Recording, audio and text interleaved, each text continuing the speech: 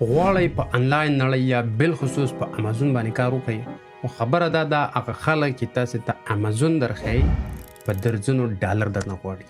زه درته په دې ویډیو کې نن مفته ښایم. ویډیو به تر پایه ګورئ او هغه څه به درته ښایم چې خلک پې په سوونو ډالر ورکوي په شمول زما.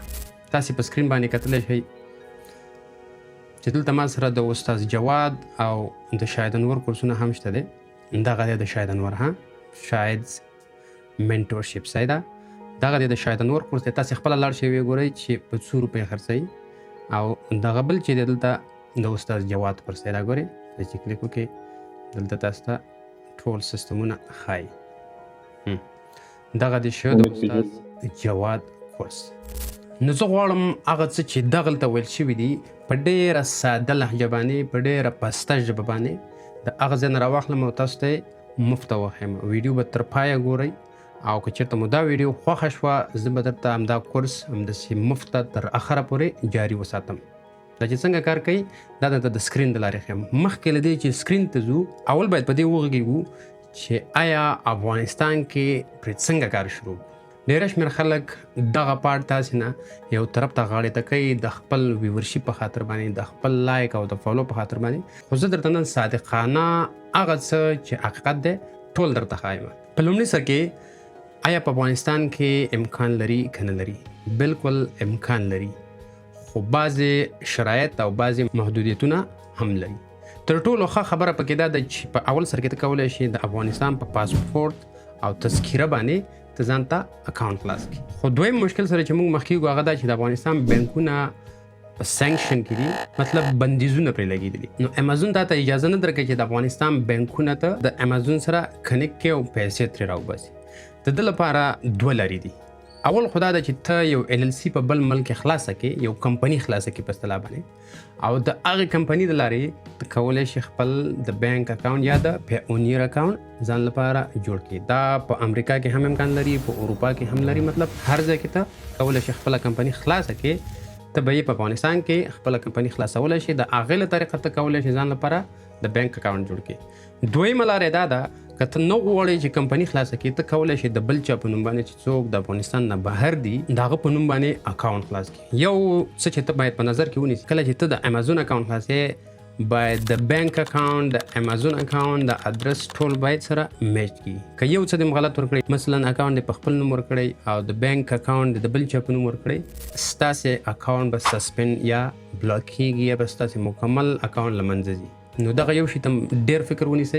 که غواړئ خپله کمپني خلاصه کوئ په خپل نوم یې جوړ کړئ، که نه د بل ملګري نه استفاده هم کولی شي. مطلب ضرور نه ده چې تاسې د حتما دا کار وشروع کړئ. زده یې کړئ، یو هنر دی، یو سکلز دی. هر کله چې تاسو سره پیسې په لاس کې شوې تاسې کولی شئ دا کار جاري کړئ. یا داسې خلک پیدا کېږي چې دا کار کوي خو داسې څوک نه پیدا کېږي چې کار ورته مخې ته بوځي. د ده لپاره ته د 200 ډالر نه نیولې تر مطلب چې څونه مخې ته ورځي.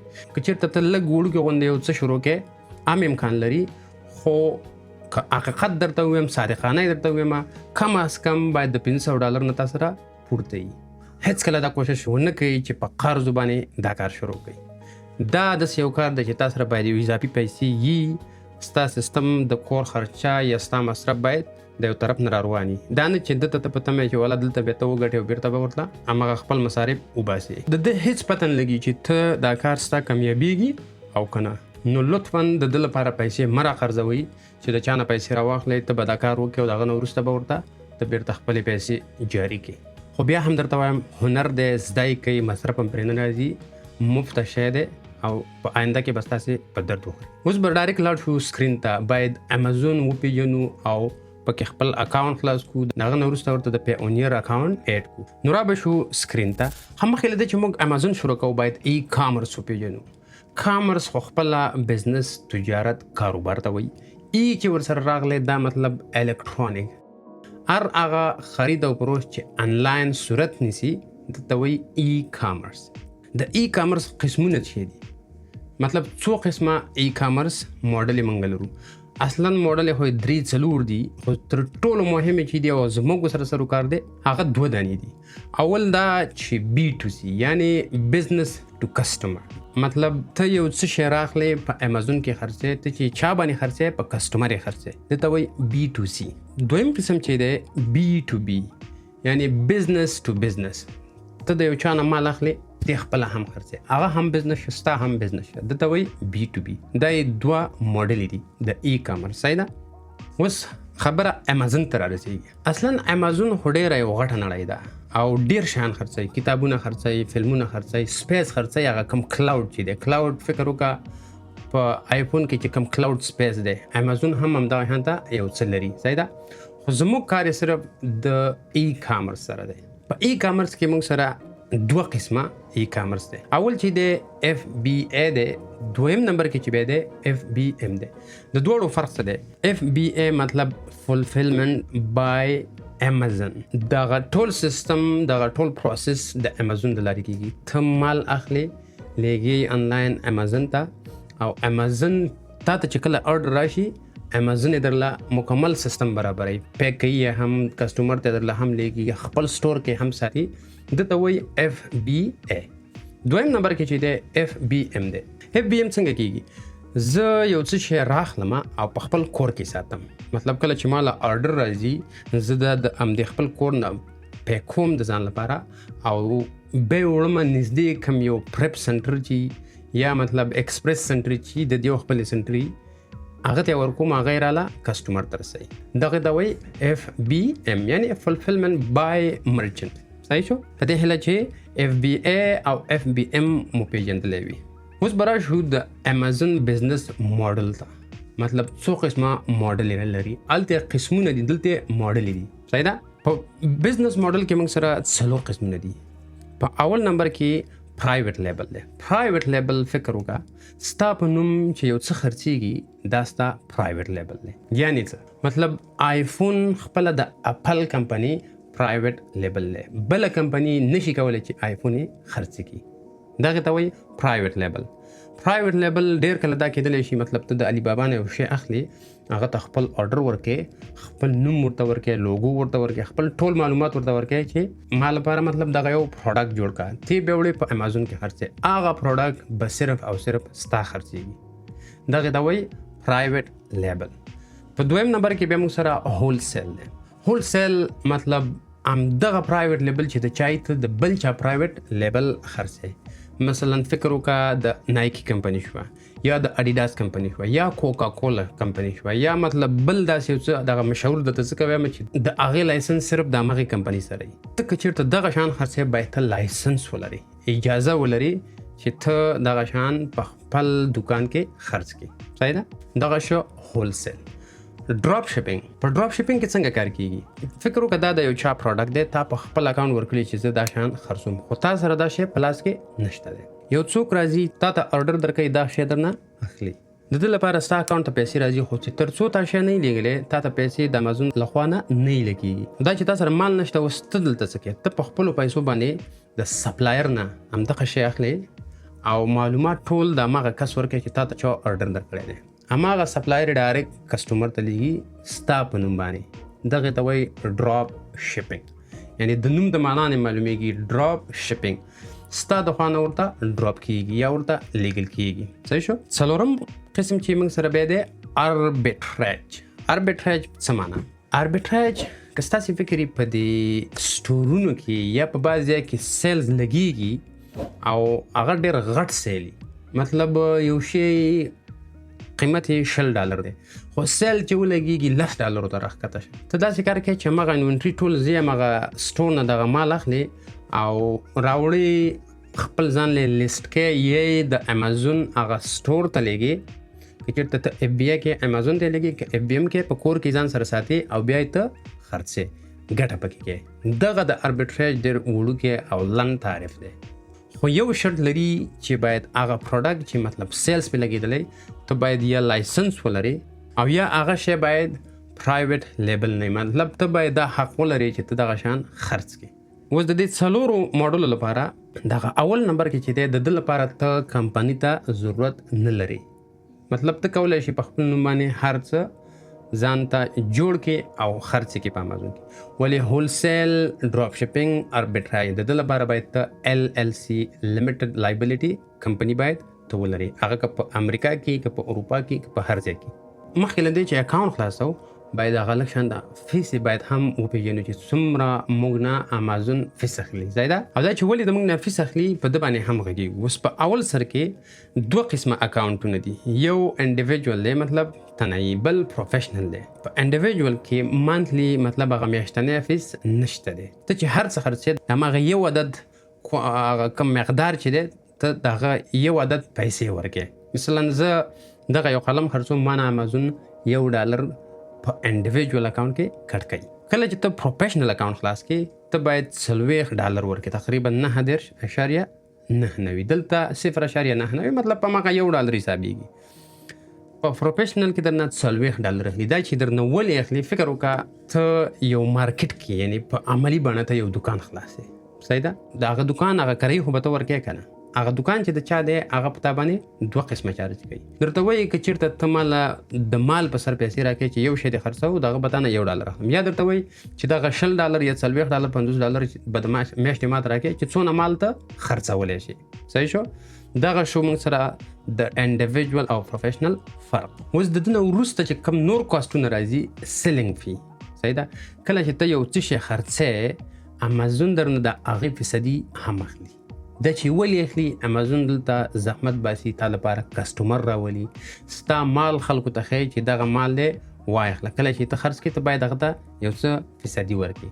هغه فرق کوي د 8% نه واخله تر 15% پورې تا نه امازون په هغه شیانو کې کټ کوي. ځکه درته وایي ریفرل فی. صحیح شو؟ ورپسې چې دی د FBA فیس دی. صحیح ده؟ فولفلمنټ بای امازون. FBA مطلب کله چې ته یو شی چېرته واخلې ډېر مال واخلې علي بابا کې اخلي دا ته لیږې ډایرکټ د امازون ویرهاوس ته. امازون چې کله ستا د هر څه هلته ستا په سټور کې ساتي د هغې هم باید ته لږ څه فیس ورکړې که نه. هغه دی خو یې ځای نیولی په هغه خو مصرف کېږي. بل کله چې تا ته آرډر راشي ته د دې هر څه نه خلاص یې. مثلا ته سره 20 قلمه دي د دې 20 نه درته یو راخلي او هماغه کسټمر ته درله لیږي. ستا بیخي غم په سر نشته دی. همدغې ته د FBA فیس وایي. صحیح شو؟ سټوریج خو خپل همدغه سټوریج شو.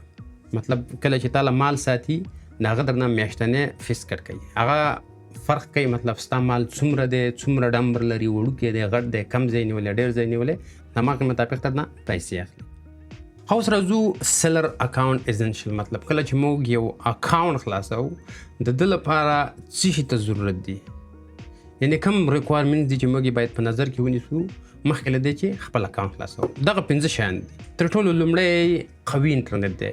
تا سره باید یو ښه لپټاپ یا یو ښه موبایل در سره او ورسره قوي انټرنیټ چې ستاسې اکاونټ خلاص کړي تاسې. په دویم قدم کې ته باید یو برند نیو مطلب یو نوې جیمیل د ځان لپاره جوړ کړئ. هغه جیمیل نه چې یو ځای بل ځای تا لیک کړی او بیا یې راوړی دلته پرې ځان ته امازون اکاونټ هم خلاص کړئ. ځکه دا ستاسې بزنس کېږي او خدای نخواسته که ستاسې همدغه جیمیل کوم ځای کې لیک شوی په ډېر اسانۍ سره تاسې خلک هیک کولی شي او دغه اکاونټ به دې ټول د منځه تللی، پیسې به دې تللی، کاروبار به دې تللی. ورسره باید ته یو فون نمبر هم ولري. که په افغانستان کې که په پاکستان کې په هر ځای کې فون نمبر خو هر چا سره شته دی. په دریم قدم کې چې تر ټولو مهم دی ویلډ ایډنټیټي. مطلب که پاسپورت دي، که تذکیره یې، که شناختي کارت دي، که هر څه په نورو ملکونو کې حتی ته کولی شي خپل لایسنس نه هم استفاده وکړي. په افغانستان کې بیا ته د تذکیره هغه نوې تذکیره چې کوم یو ده او پاسپورت نه استفاده شي کولی. باید ویلډ تذکیره یا پاسپورت ولري. او په آخرینی قدم کې د بینک اکاونټ دی. د بینک اکاونټ کېدلی شي پیونیر شي، کېدلی شي وای شي، یا کېدلی شي خپل اکاونټ شي. دا هر څه باید تا سره اماده پراته وي چې ته کله د امازون اکاونټ خلاصې دغه شیان تا نه په لاره کې غواړي. ښه دغه و موږ سره یو څه ریکوایرمنټ دا چې اوس نور مخې ته څنګه ځو باید د امازون اکاونټ خلاص کړو. خو مخکې له دې چې د امازون اکاونټ خلاصو باید د بینک اکاونټ هم له ځان سره ولرو. صحیح ده؟ زه به د دې ځای نه وځم. ښه د پیونیر اکاونټ ته به راشو، کروم یا سفاري هر څه چې دلته به تاسو سرچ کوئ پیونیر ساین اپ. صحیح ده؟ زه به یې لینک په ډسکرپشن کې هم واچوم. په دې به کلیک وکړئ. صحیح ده؟ تاسې چې کله دلته په دې کلیک وکړو دلته به راشي ګیټ سټارټډ. بیا هم درته وایم کله چې ته LLC ونه لرې ته د اکاونټ نشي خلاصولی. افغانستان والا ته اجازه نشته ځکه تا نه بیا هلته د خپل بینک اکاونټ غواړي. زه مثلا اوس دلته په سنګاپور کې یم، کله چې دا اکاونټ جوړوم ما نه د سنګاپور د بینک اکاونټ اډرس او معلومات غواړي. کله چې موږ دا اکاونټ ځان لپاره جوړو باید د یو بل خپل بینک سره کنیکټ کړي. نو که ته چېرته د اکاونټ د بل چا په نوم جوړې هم صحیح ده، د همغې کس معلومات باید تا سره وي. او که چېرته په خپل نوم جوړې باید LLC ولري. دا چې څنګه LLC جوړېږي په نورو ویډیوګانو کې به پرې خبرې کوو. اوس تاسو ته زه صرف دلته یو طریقه درښایم. صحیح ده؟ زه په دې ګیټ سټارټډ باندې کلیک کوم. ښه دلته اوس لیکلي دي مطلب ته غواړې ځان رجسټر کړې، څه غواړې مطلب د دې لارې ته شي کولی. دلته وایي چې ام پیسې وصول کې امې ولېږي او دلته صرف پیسې لیږل دي. نو موږ غواړو په دې اولني باندې کلیک کوو. ام پیسې باید واخلو، امې ولیږو، ام پرې خرید وکړو، ام پرې فروش وکړو. صحیح ده؟ په دغه چې هم کلیک وکړو تاسې به مخې ته لاړ شئ. ښه دغه جیمیل چې دلته ورکړه دغه نیکسټ به ووهئ. صحیح ده؟ انتظار به ورته وکړئ. همغه یو ځل چې نیکسټ ووهئ خپله برابرېږي. اوس هغه ته یو کوډ لاړه، هغه کوډ به راواخلئ، دغلته به راشي، ګورئ کوډ به د دې ځای نه را کاپي کوئ. صحیح ده؟ دا به دې ځای کې ور واچوئ او نیکسټ به کوئ. دا چې نیکسټ کړل دی لیکلي دي از یو بزنس رجسټر ود ان افیشل ګورنمنټ اتھارټي، مطلب زموږ بزنس نه دی رجسټر شوی. صحیح ده؟ نو تاسې به ووهئ نو. صحیح ده؟ دلته به تاسې نه نوم وغواړي. ګیون نیم مطلب زما نوم فیضان الله دی، زه به پکې فیضان الله واچوم. صحیح ده؟ او لاست نیم صافي. نیکسټ به کوئ. اوس دلته وایي ویر ډو یو لیو. صحیح ده؟ دا که تاسې چېرته LLC لرئ خپله او د افغانستان کې اکاونټ خلاصوئ دلته به افغانستان انتخاب کوئ. خو که LLC نه لرئ بیا هغه ملک انتخاب کوئ چې تاسې غواړئ LLC پکې جوړه کړئ، یا په لندن کې یا په جرمني کې یا مطلب په امریکا کې په هر ځای کې چې. او که تاسې بهر اوسېږئ هماغه خپل ملک به پکې واچوئ. زه به همدغه نیکسټ ووایم چې زه په سنګاپور کې یم. بیا به دلته زه خپل نمبر ورکړم. صحیح ده؟ اوس دلته وایي چې مطلب ته غواړې دغه نمبر چې کله اډ کې د میسج باید په واتساپ وشي که په SMS باندې. زه ورته مطلب SMS انتخابوم. صحیح ده؟ دا به نیکسټ وي. اوس به ما ته SMS راشي، زه به خپل موبایل راواخلم نو دا به خلاص کړم چې SMS راغلی دی. صحیح شو؟ دکې به واچوم هماغه نمبر چې کوم یو ما ته راغلی دی. ګوره دلته به دغه شانته یو نمبر درکړي، وایي دا د سره ځان سره سیف کړئ. دا به تاسو سره لکه کومک وکړي کله که تاسې نه دا نمبر ورک شي یا دا نمبر بدلول غواړئ دا کوډ درنه بیا غواړي. دا به د ځان سره کاپي کوئ او په یو مهم ځای کې بیا د ځان سره وساتئ. صحیح ده؟ ښه دغه کوډ به د ځان سره وساتئ. دا به نیکسټ کوئ. دلته تاسو ته اوس پاسورډ راځي. پاسورډ به داسې پاسورډ ورکړئ چې څوک یې درنه په اسانه هیک نه کړي. صحیح ده؟ خپل پاسورډ به ورکړئ. نو ګوره دلته مطلب ما ته ولیکئ چې ګوډ دی خو دومره نه. نو زه پرې راضي یم. تاسې چې په خپل سره کوم پاسورډ ورکوه هماغه به ورته ورکړئ. ښه اوس ما نه د بزنس یا د کاروبار معلومات غواړي چې ستا سره کوم بزنس دی، دا اکاونټ ته جوړئ. صحیح ده؟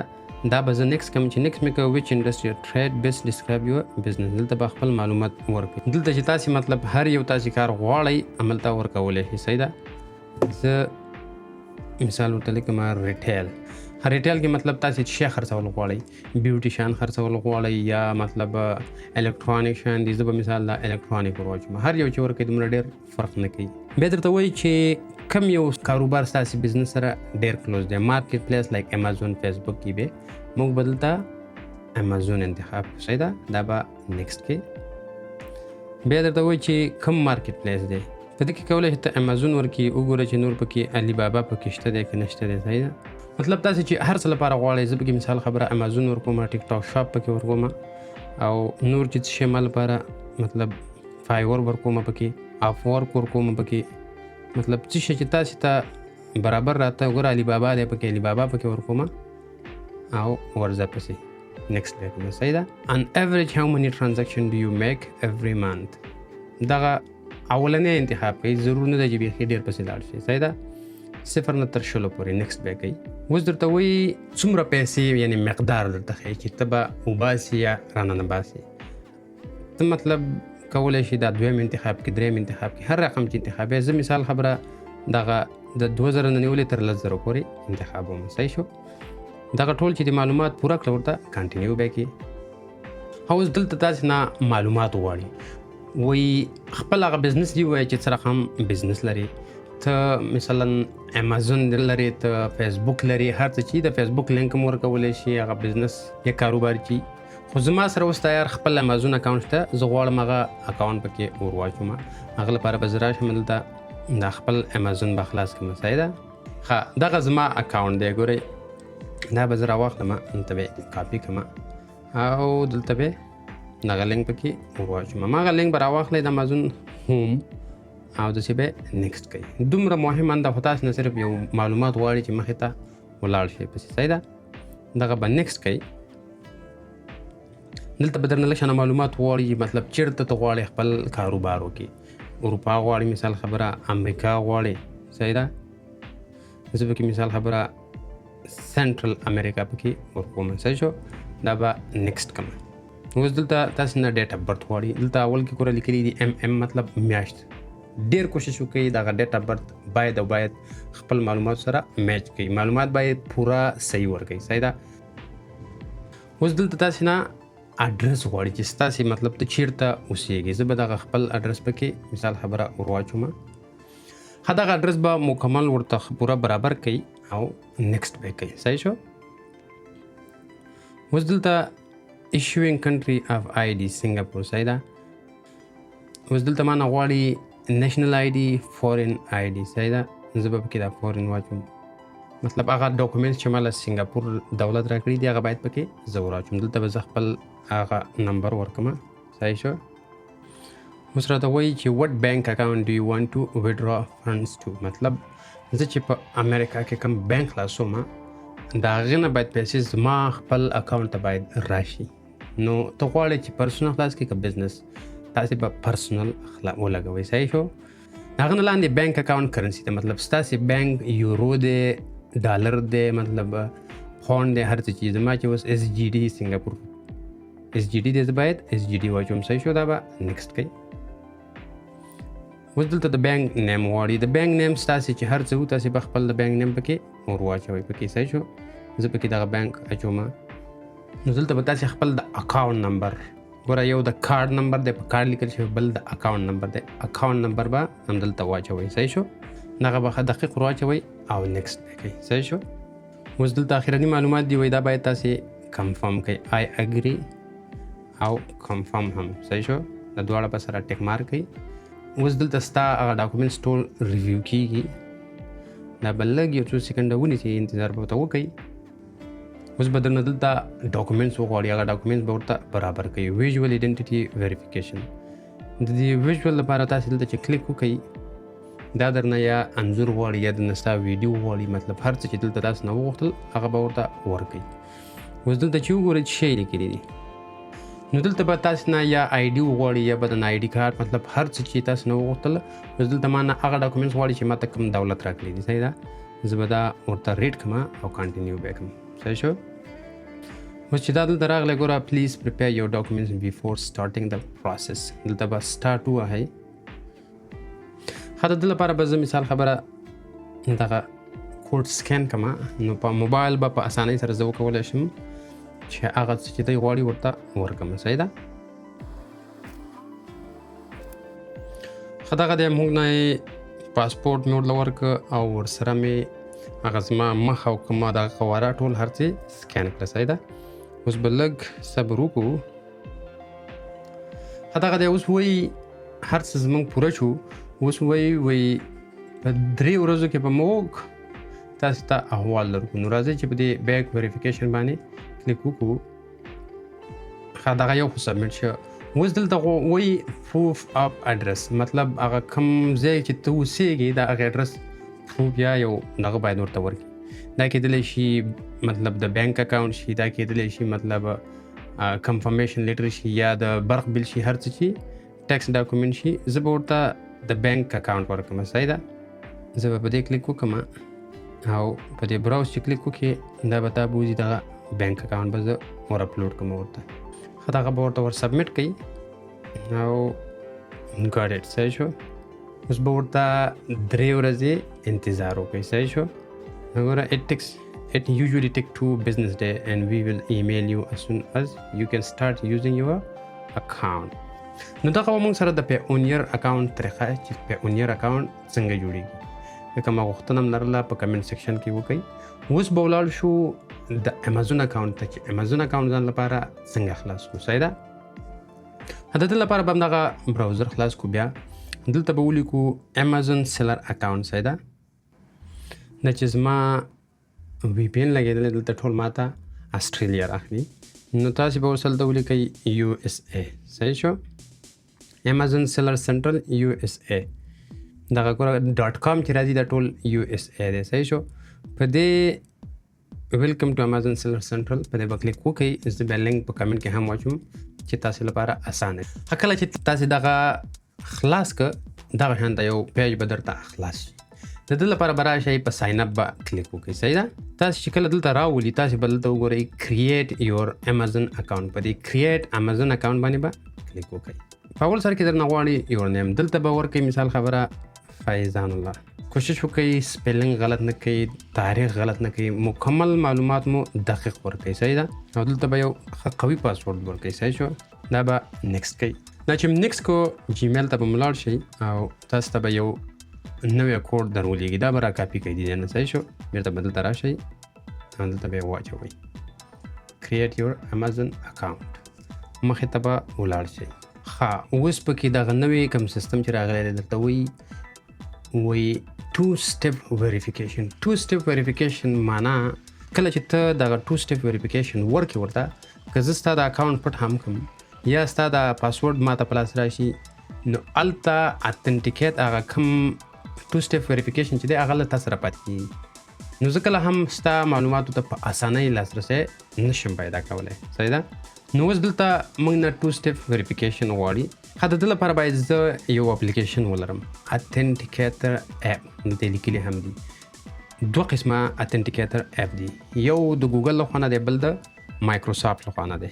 زه به دلته سرچ کوم مثال ما سره دغه د ګوګل والا دی. صحیح ده. په دې ګوګل ته چې راغلي په دغه مثبت علامه چې کلیک وکړئ او دغه سکین QR کوډ دی دا چې دی ووهه ډایرکټ دلته تاسو ته هماغه سیستم خپله راځي. دغه لاندې وګوره دا ګوره د امازون دی هماغه جیمیل او هماغه شیانې ورته برابر کړي دي دا به راواخلئ دلته به ور واچوئ. دا ساعت په ساعت بدلیږي. دا که تاسې زده هم کوئ لږ وروسته دا بدلیږي. مطلب دا کوډ په یو ځای نه پاتې کېږي. دا چې کله تاسې ور واچوئ ګوره دا اوس ختم شو اوس بل راځي. ګورئ نو زه به دلته ورکړم 415291. صحیح شو. اوس ګورئ دا به ویریفای کوي. دغه شو موږ سره اتنټیکیټر مطلب 2 step verification زمونږ وشو. صحیح ده. اوس وایي دا ګورئ ښه راغلاست سیلینګ with امازون. صحیح شو. get started به ووایي. صحیح ده. اوس دلته وایي یو څو پوښتنې درنه کوي زر هغه معلومات به ټول تیار کوي. get verified and start selling. get started به ووایي کنټینیو به کوي. دلته اوس غواړي where is your business register. اوس تاسې بزنس چې هر ځای مثال خبره ستاسې بزنس شروع دی د کوم ځای نه ما سنګاپور ورکړی باید سنګاپور ورکړم. که زه چېرته LLC ولرم د امریکې نه چې ما سره شته هم زه باید امریکا ورکړم. خو زه ضرورت نه لرم چې امریکا ورکړم زه ورته سنګاپور ورکړم. تاسې چې کله LLC لرئ په افغانستان کې افغانستان به ورکوئ. که LLC نه لرئ بیا باید امریکا ورکوئ. ځکه کله چې LLC ونه لرئ ته اکاونټ هم نشئ جوړولی. نو بیا چې تاسې د چا د اکاونټ نه استفاده کوئ هغه کس چې په هر ځای کې د همغه ملک اډرس به ورته ورکوئ. زه ورته سنګاپور ورکوم. صحیح ده. سیو اینډ کنټینیو به کړم. ښه دغه خو یوه کیسه خو خلاصه شوه. اوس وایي څه قسم بزنس لرئ ته سټیټ اون بزنس دی پبلیکلی لسټډ دی د ټولو نه به تېر شئ. که چېرته تاسې LLC لرئ صحیح ده پرایویټلی اون بزنس باندې کلیک کولی شئ او که نه لرئ همدغه انډیویژوال تر ټولو ښه دا دونه غټه خبره نه ده. همدغه اخرنی تر ټولو ښه اپشن دی انډیویژوال ورکوئ ځکه دا تاسې وروسته هم بدلولی شئ. سیو اینډ کنټینیو به کوئ. دا به کنفرم کوئ. صحیح شو. او مخې ته به پسې ولاړ شئ. لږ انتظار به ورته وکړئ. ها دا غن وروسته بدل ته تاسو نو پورا ټول ډیټیلز معلومات وغواړي دلته به ورته اولنې خپل تاسو چې څه نوم دی هغه به ورکړي صحیح ده فرست نیم میډل نیم که تاسو لرئ ورکړئ که نه لرئ هیڅ ولا مه ورکوئ زه به لاست نیم کې صافي ورکړم کنټري اف سټیزنشپ کنټري اف سټیزنشپ کې زه باید افغانستان ورکړم ورته صحیح ده کنټري اف برث کې هم افغانستان ورکوم ورته دلته تاریخ راته غواړي مطلب زما د پیدایش ورځ صحیح شو هغه ستاسې چې هر څه هغه به زه خپل معلومات ورکړم ورته ایډنټیټي پروف پاسپورټ دی د ما سره صحیح ده کنټري اف ایشو مطلب زه به ورته دوبۍ ورکړم صحیح ده تاسې پاسپورټ چې په هر ځای کې ایشو شوی هر ملک چې تاسې پاسپورټ اخیستی په دې کنټري اف ایشو کې باید همغه ملک ورکړئ پاسپورټ نمبر باید دلته ورکړئ زه به خپل پاسپورټ ورکړم او ډیټ اف ایکسپایري مطلب ستاسې پاسپورټ چې هر وخت ایکسپایر کېږي دغه به وګورئ د ځان سره او ورته به ورکړئ دا کوشش وکړئ چې دا معلومات غلط لاړ نشي صحیح ده پاسپورټ باید اپلوډ کړئ یو کاپي باید د ځان سره ولرئ صحیح ده دغه د ما خپل پاسپورټ ورته اپلوډ کړو اوس ریزیډنشل اډرس ما نه غواړي دلته به زه خپل پوسټل کوډ ورکړم تاسې چې هر ځای اوسېږئ هغه معلومات به ورته ورکړئ دلته وایي تاسې کوم پین نمبر چې هغه درته راځي په اس ام اس باید راشي یا باید کال وشي درته ما تیار اس ام اس انتخاب شوی دی زه به هماغه اس ام اس ورته ورکړم صحیح شو ژبه به تاسې چې هره ژبه انتخابوئ په هماغه انګلیسي صحیح ده بیخي دغه کیپچا کوډ به ورکړئ ورته چې لیکلي وي بي سی پی سی 3 او پروف اف اډرس په دې اډرس کې تاسې چې هر څه ورکوئ ورته برابر یې کوئ او دلته ور واچوئ اپلوډ ډاکومنټس دغه به پسې زه راوړم ما ورته د بینک اکاونټ انتخاب کړ تاسې چې هر څه انتخابوئ همدغه به ور واچوئ او نیکسټ به کوئ پرووایډ فون نمبر صدیق ویریفاید ښه فون نمبر چې مو ورکړم ګوره دلته سینډ اس ام اس به ووهئ چې ستاسې دا نمبر ویریفای شي اوس ګوره دغه ما نیکسټ ووهو که کار یې ورنه کړ د لپاره باید زه دلته سینډ اس ام اس کړم ما ته به اوس یو میسج راشي دغه د میسج راغلی ویریفای بیا کوم صحیح ده اوس باید دا نیکسټ کوم اوس هغه نه چې مخکې راغلو خبره پیمنټ ته راورسېده دا درنه هغه پیمنټ غواړي چې ستاسې د اکاونټ نه هغه کوم میاشتنی فیس چې دی هغه باید څنګه واخلي امازون باید تاسې نه هغه پیسې څنګه واخلي د هغه لپاره باید تاسې کوم بانک لرئ پیونیر لرئ هر یو چې لرئ هغه به دلته ور واچوئ دلته به د کارډ نمبر ورکوئ په کارډ چې کوم نمبر لیکل شوی دی هغه به ورکوئ اکاونټ نمبر مه ورکوئ صحیح شو کارډ نمبر چې مو ورکړل دلته وایي چې اوس هماغه کوم اډرس چې دی کارډ کې کوم اډرس دی بس هماغه زوړ اډرس چې ما ورکړی هماغه زما اډرس هم دی او داسې به پسې مخکې ورشئ صحیح شو اوس دلته تاسې نه د سټور نوم غواړي سټور نوم باید تاسې ځان لپاره انتخاب کړئ که ته خپل نوم ورکې هم صحیح د مشکل نشته دی خو که سټور کوم برانډ ته ته پلان لرې باید ښه نوم انتخاب کړې ورلې ورکې صحیح شو زه پکې خپل نوم ورکوم فلحال اوس وایي دلته ته نړیوال مطلب هغه یونیورسل پروډکټ کوډ مطلب چې لري کوم پرایویټ لیبل لري زه به ورته ولیکم نه بیا وایي چې کوم برانډ لري نه بس ډایرکټ نو کا او دا هنده به مخې ته ولاړ شي اوس دغه معلومات به ټول راشي دا به تاسې خپل وګورئ چې کوم څه معلومات غلط نه یې ورکړي دا چې ټول چک کړل دلته به دا لاندې نیکسټ کوي یو ځل بیا هم وګورئ تر څو ستاسې معلومات غلط لاړ نشي صحیح شو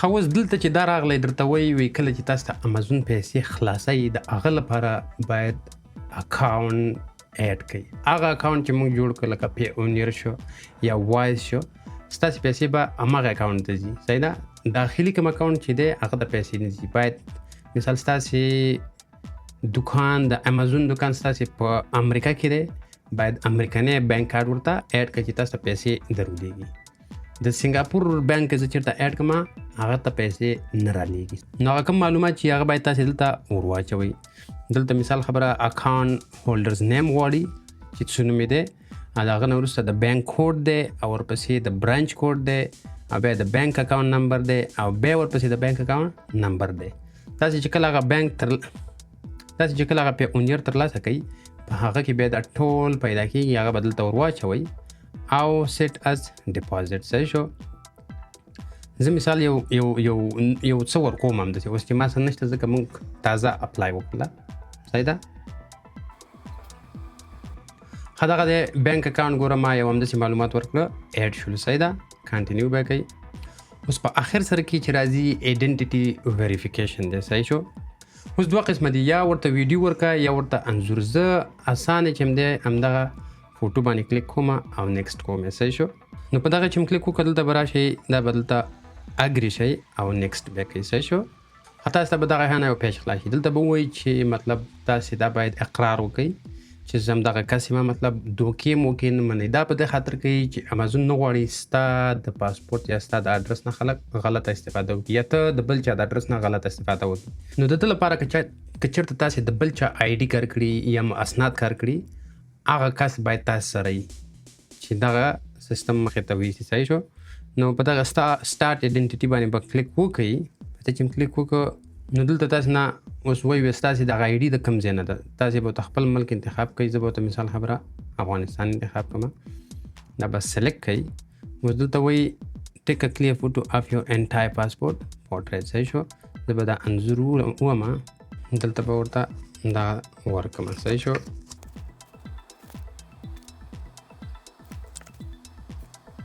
دغه به یې ووهئ. وګوره که چېرته اکسپټ که خو خطا حقه نه و، انځور به بیا واخلئ تر څو یو پاک انځور راشي. صحیح ده. دغه وشو. اوس زما د مخ انځور غواړي، مطلب په پاسپورت کې چې کوم یو دی هغه خو سکین که اوس زما معلومات غواړي. صحیح ده. ګورئ په همدې طریقه به هر څه برابر کوي. تاسې د سکرین د لارې هر څه ښکاري په عملي ډول او خپله به کنټینیو شي. صحیح شو. اوس وایي ستا معلومات پوره شو. موږ به معلومات ټول چک کړو او تا ته به په 48 ساعته کې معلومات درکو. دغه وینډو به کلوز کړئ او د هغه نه وروسته ستاسې اکاونټ به خلاص شي. اوس دې ځای ته راغلی. اوس دغه معلومات چې ما صحیح نه دي ورکړي، دلته وایي ته د بانک سټیټمنټ باید ورواچې. صحیح ده. نو راځئ چې دغه د بانک سټیټمنټ بیا ورواچو چې څنګه کېږي. اکسپټ کوي که یې نه اکسپټ کوي.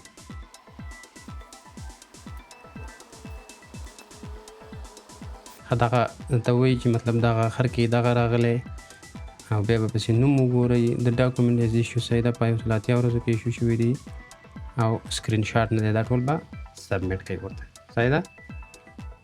اوس دا وایي چې بیا به موږ ته 2 ورځې به په دې کې ونیسو او کله چې ستاسې اکاونټ جوړ شي، اوس به زه تاسې ته خپل زوړ اکاونټ وښیم چې یو تیار آماده اکاونټ څه رقم وي. د 2 ورځې یا 3 ورځې وروسته چې کله ستاسې اکاونټ آماده شه، بیا به ستاسې اکاونټ داسې شي لکه دا.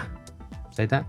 ورته لیکلي هیلتي مثال خبره زما د کمپنۍ په نوم خلاص شوی دی. دغه اکاونټ په یونایټډ سټیټ کې خلاص دی او د دې ځای نه تاسې ټول معلومات کولی شئ. دغه اکاونټ انفارمیشن باندې چې کلیک وکړئ دلته، دا به تاسو ته خلاص. اوس دلته دغه یو څه وخت کېږي چې ما دغه اکاونټ نه دی خلاص کړی، نو بعضې شیان وایي لیمیټډ شوي دي، باید دغه ری اکټیویټ شي. صحیح ده. امازون پی مې پکې دی ورکړی او یو څه وخت مې استفاده کړی نه دی. نو دلته به راشئ تاسې په دې سټور انفارمیشن باندې به کلیک وکړئ. دلته تاسې کولی شئ خپل اکاونټ وګورئ. اوس زما کاروبار چې دی مثلا په امریکا کې دی، کاناډا کې دی او په مکسیکو کې دی. صحیح ده. زه به بیرته بیک لاړ شم. دغه معلومات دي زما ټوله. اوس به راشو پیمنټ انفارمیشن ته. په دې چې کلیک وکړئ تاسو ته به 2 قسمه پیمنټ راشي. په اول کې ډیپازټ دی او بل کې چارج میتود دی. په چارج میتود کې تاسو نه چې کله امازون پیسې غواړي یا تاسو مطلب د اف بی ای فیس ورکوي یا د اکاونټ فیس ورکوي یا د هر څه فیس دي، هغه په چارج کې راځي. او ډیپازټ چې ستاسو اکاونټ ته ډیپازټ کیږي، کله چې ته خرید وکړي ستا اکاونټ ته پیسې راځي، د هغه لپاره تاسو اکاونټ اډ کولی شئ. په دې ډیپازټ به کلیک وکړئ. ته هغه د پیونیر اکاونټ چې کوم یو موږ جوړ کړی و هغه به تاسو همدلته ورواچوئ په ډیپازټ کې. چارج میتود مطلب ستاسو کوم اکاونټ، همغه اکاونټ پیونیر هم اچولی شي، بل هم اچولی شي، هر یو چې تاسو اچوئ همدلته اچول کېږي. اوس ګوره زه چې ورکوم ما نه 2 سټیپ ویریفیکیشن غواړي، زه باید دا ټول ورکړم چې بیرته لاګین شم. صحیح ده. دغه به تاسو نه همیشه همدغه شان ته غواړي. هغه کوډ چې راغلی ګورئ دغه زما اکاونټ سره اډ شوی دی. دغه د چارج میتود دی. صحیح شو. زه به اوس بیرته ولاړ شم، بیک به ولاړ شم. اوس به زه بیرته بیا هماغه اکاونټ انفارمیشن ته راشم، هغې چې کلیک وکړم پیمنټ ته به راشم. په پیمنټ کې ګوره هغه یو اکاونټ اډ شوی. دلته به اوس ډیپازټ وګورو چې ډیپازټ کې مطلب څه رقم اکاونټ اډ کول غواړي، یو غواړي، دوه غواړي، هر رقم چې ستا طبیعت دي ته پکې اډ کولی شي. صحیح ده. که تاسې غواړئ یو بل اکاونټ ورته اډ کړئ، تاسې کولی شئ د دې ځینې اډ نیو ډیپازټ میثډ. صحیح شو.